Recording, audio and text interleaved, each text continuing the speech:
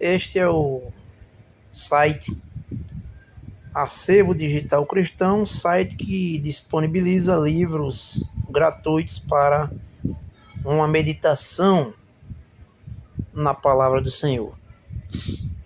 E na noite de hoje nós vamos meditar um pouco nos textos os quais foram organizados aqui, em que vai mostrar a ordem de Deus como descrito no livro, né?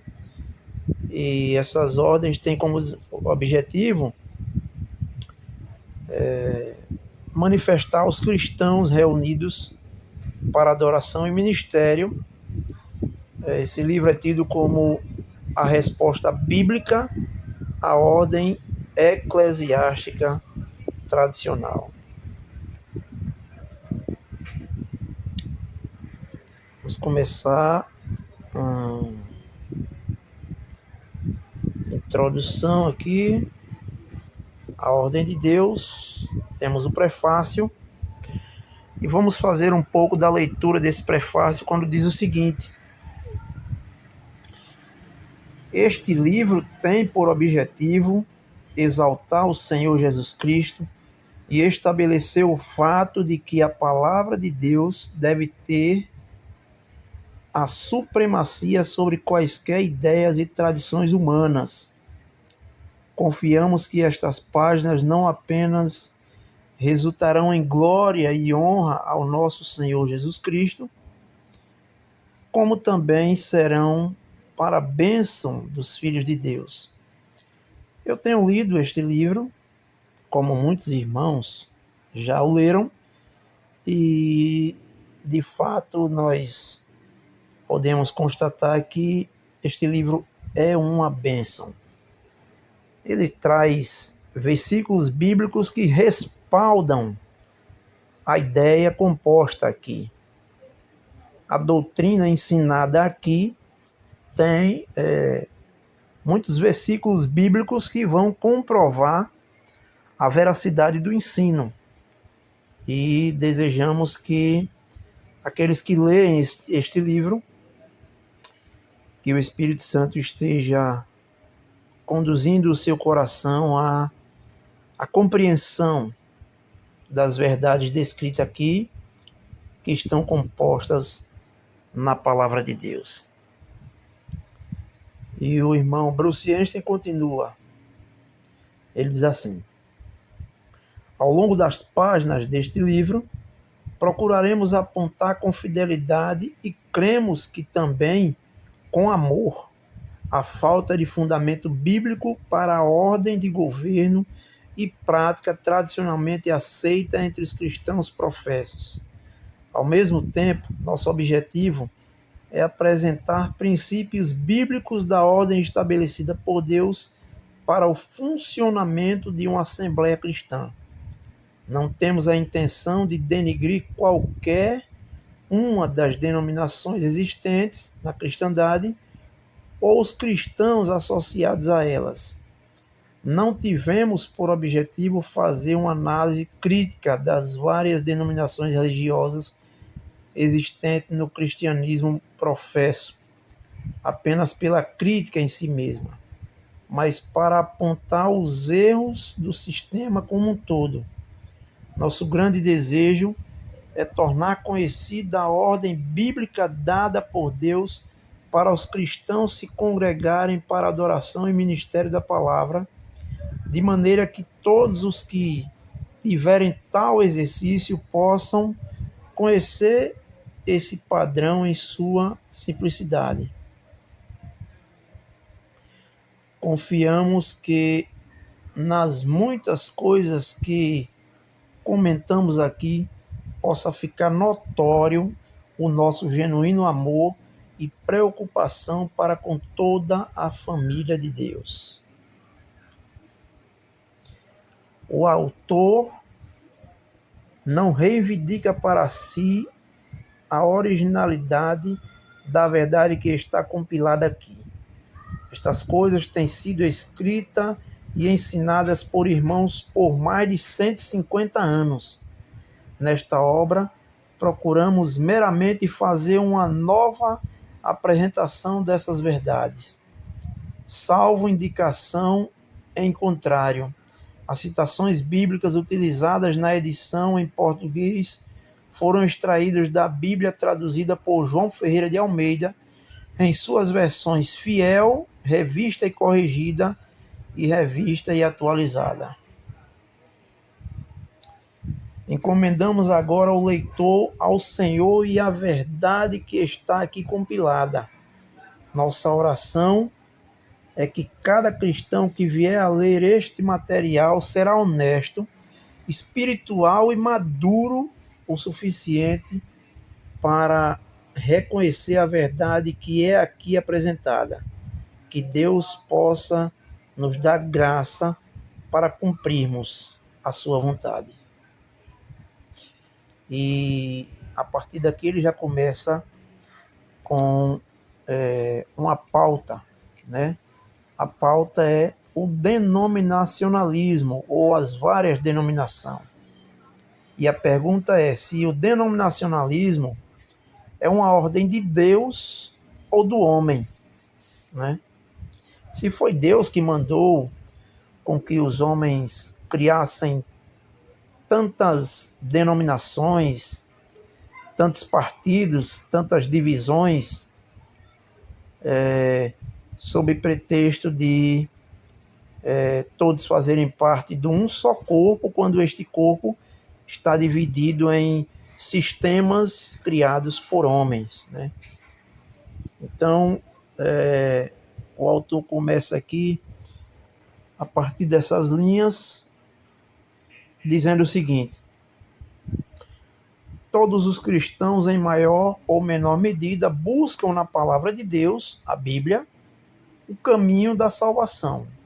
Mas parece que são muito poucos os que, após terem sido salvos, buscam na palavra para saber como o Senhor gostaria que se reunissem para a adoração e ministério da palavra.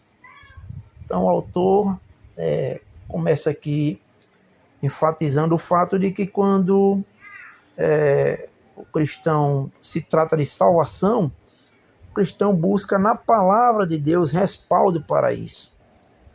E quando se trata de se reunir ou estar congregados, isso não é buscado na palavra de Deus a forma como o Senhor quer que a congregação se reúna para o ministério e para a adoração, para o ministério da palavra e para a adoração.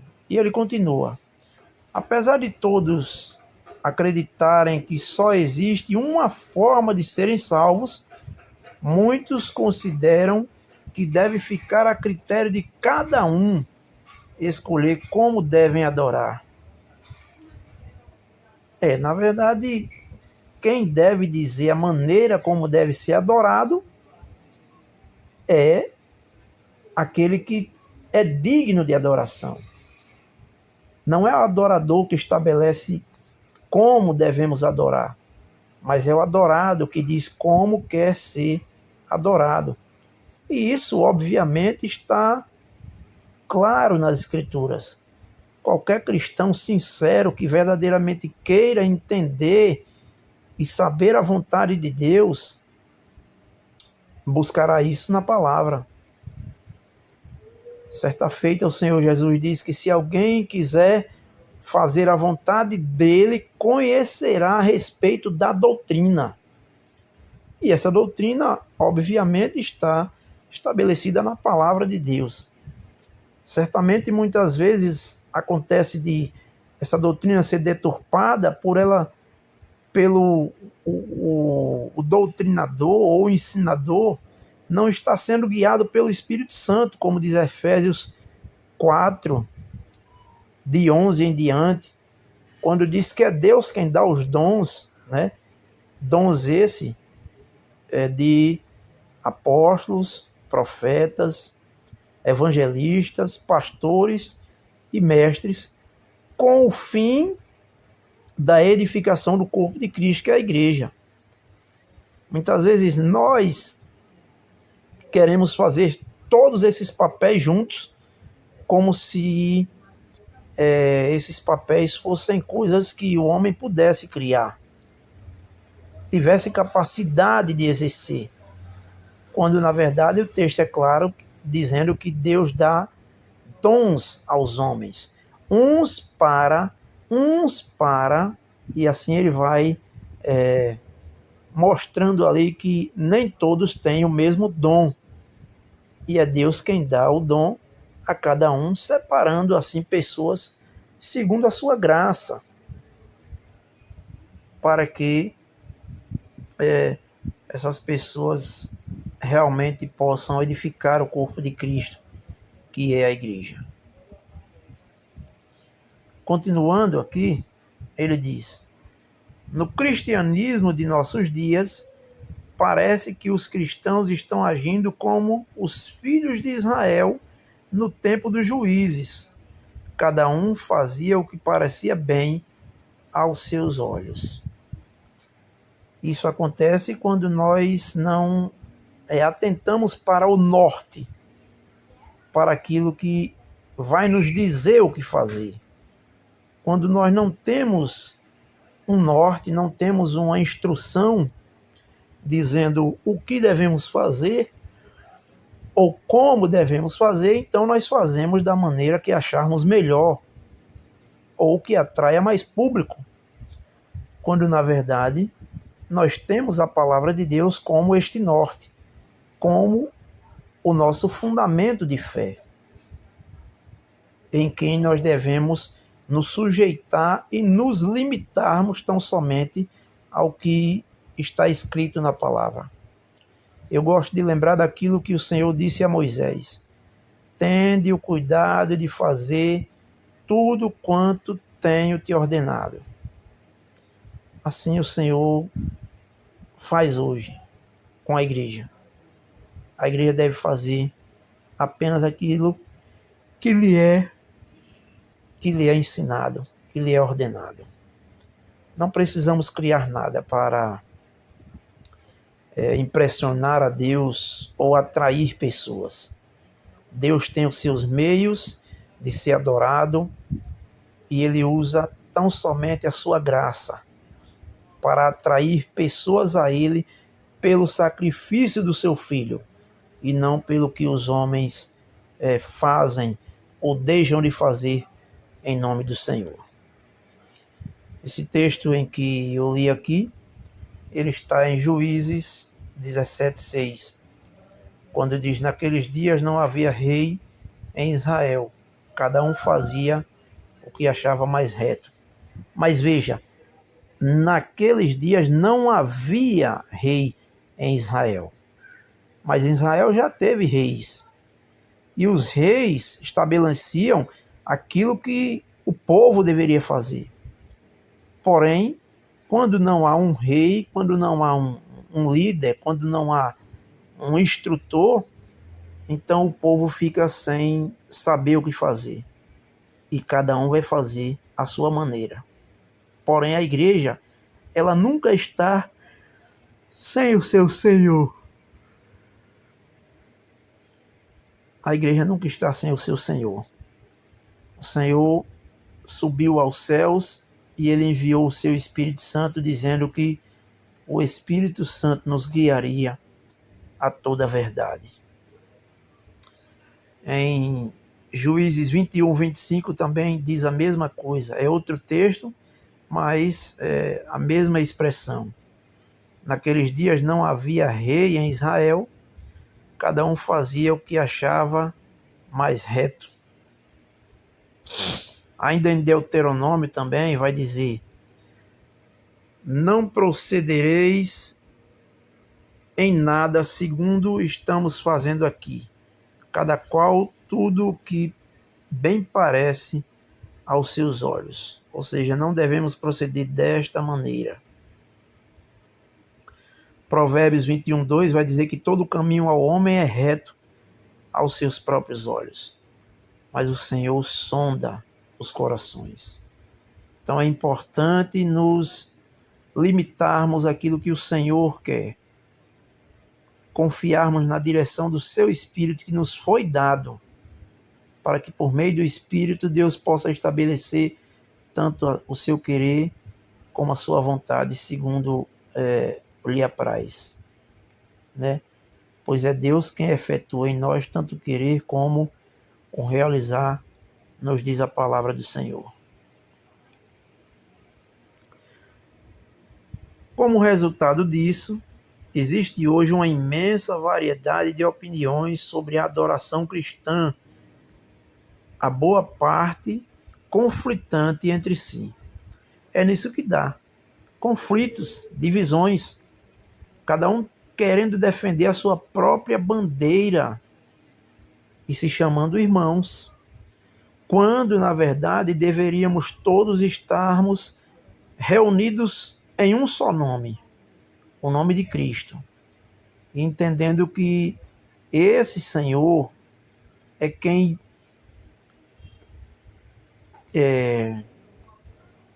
estabelece em nós a unidade por meio do seu corpo, de maneira que nós não devemos querer tomar decisões precipitadas, mas nos sujeitarmos à sua vontade, nos limitarmos, ainda que muitas vezes não entendamos o processo, devemos nos render em oração, perguntando ao próprio Senhor o que Ele quer que façamos, como foi dito pelo próprio Senhor Jesus. Se alguém quiser fazer a sua vontade, conhecerá a respeito da doutrina.